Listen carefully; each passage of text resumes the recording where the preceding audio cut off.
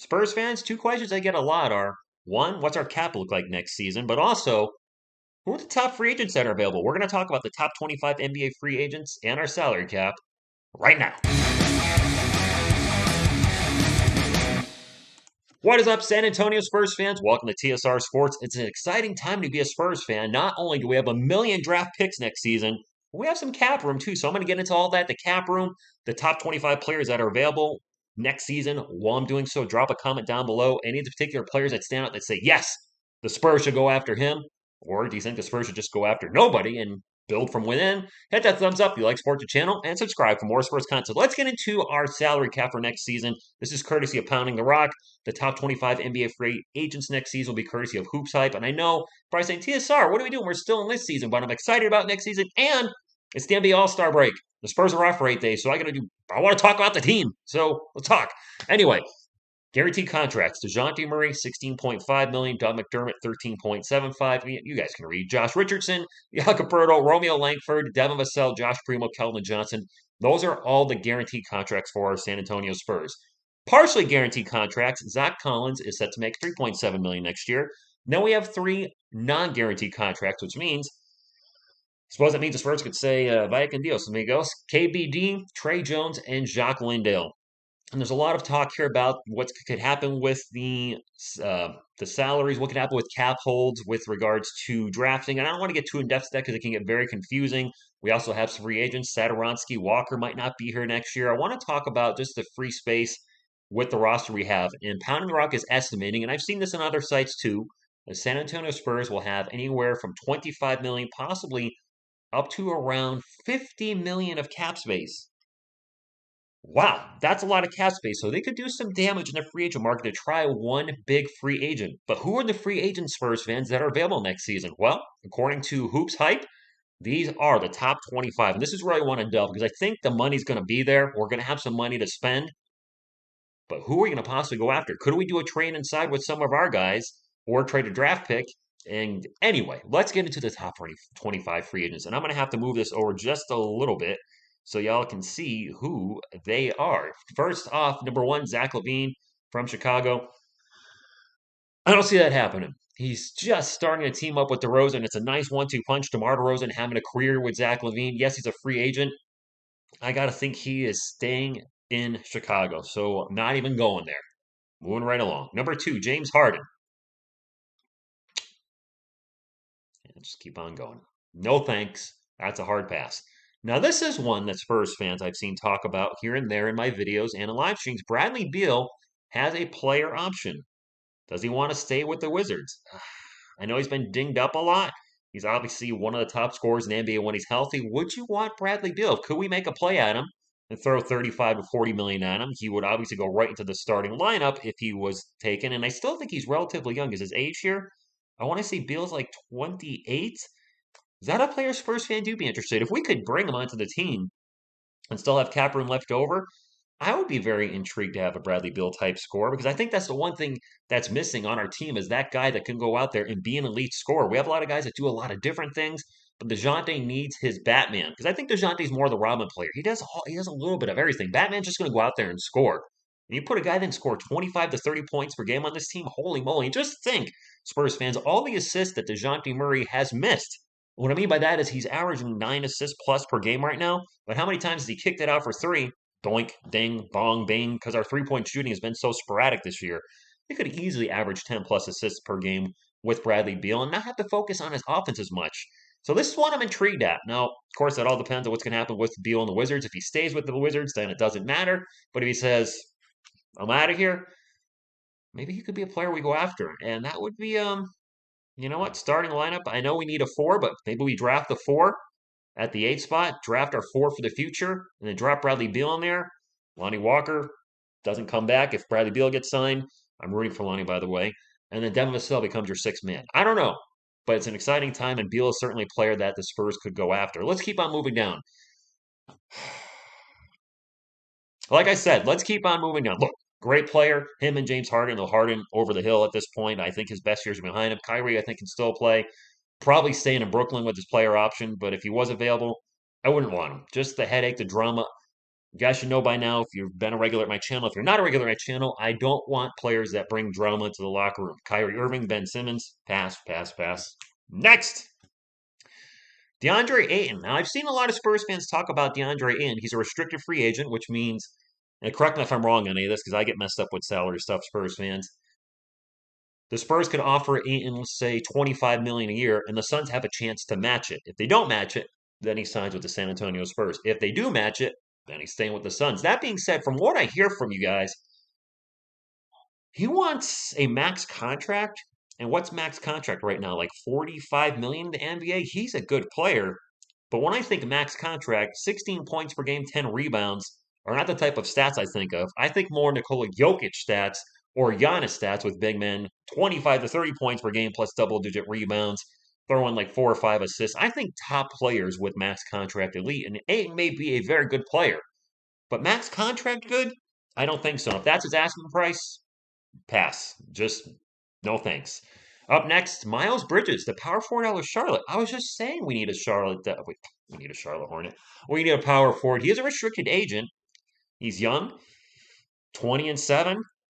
Not the best from 3 point, but he could probably still develop into a stretch four. Is that a player that you like to go after? I don't know a lot about him, to be honest with you, because I follow about this much of the Charlotte Hornets. But if he was available, would you like the Spurs to make a play on him?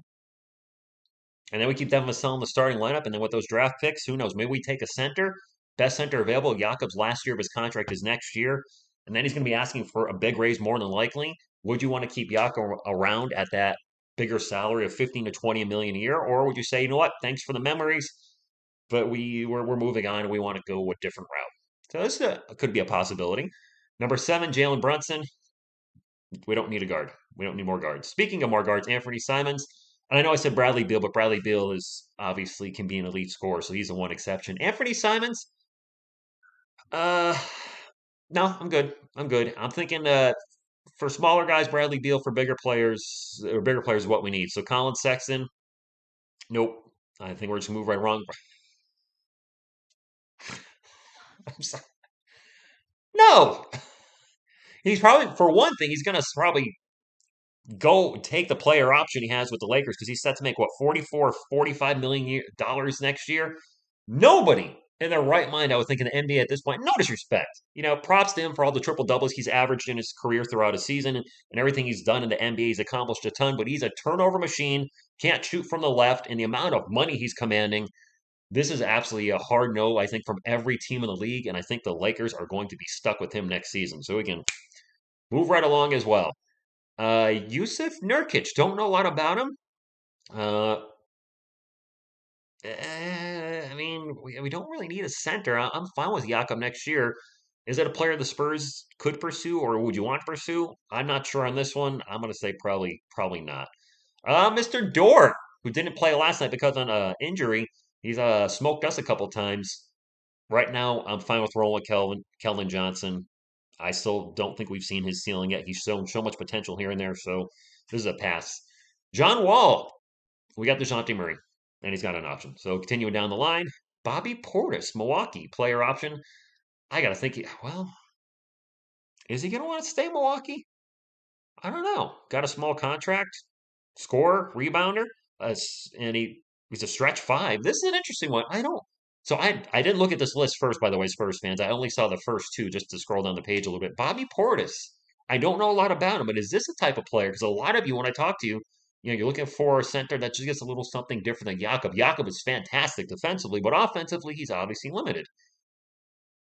Always a ball of energy on the floor. Well, that just reading that, him and Keldon, if that Keldon was a ball of energy, we would have a lot of energy balls on the court. Just saying.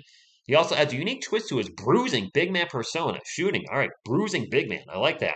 Can hit triples and do some scoring off the dribble, though his defense, particularly down low, can be lacking. All right, so based on that, it sounds like Jakob is the better defender.